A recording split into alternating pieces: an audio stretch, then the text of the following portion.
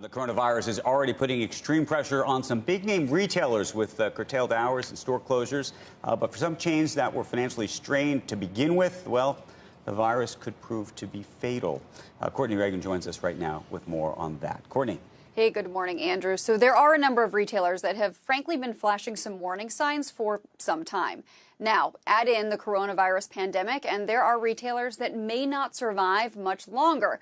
We've got quarantines issued. There are stores that are closed. Consumers are practicing social distancing, and frankly, when they're buying essentials and mainly just essentials. Sources I spoke to use various stress test measures to evaluate whether a retailer has the ability to cover its financial obligations over the next 6 months to 2 years. So they're looking at things like debt to EBITDA ratios, cash flow, credit ratings, and even exposure to pressured mall and those locations. Those are all among the metrics that are being used.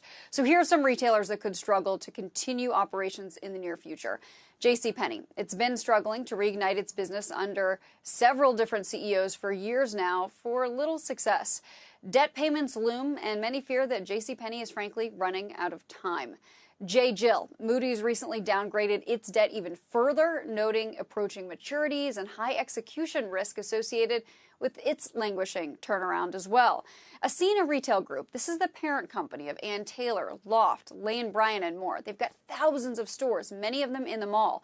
S&P Global points to, quote, the likelihood of a conventional default or broad-based restructuring in the next 6 months. Though an Ascena spokesperson tells CNBC, quote, bankruptcy is not being considered and that it, quote, remains in full compliance with all of its obligations under its financing agreements and intends to remain so.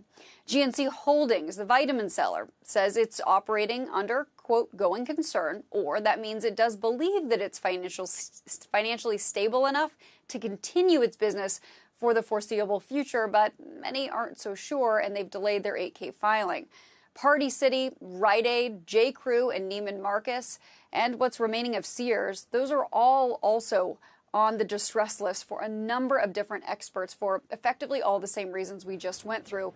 And many of these names just may not make it through this, may not recover.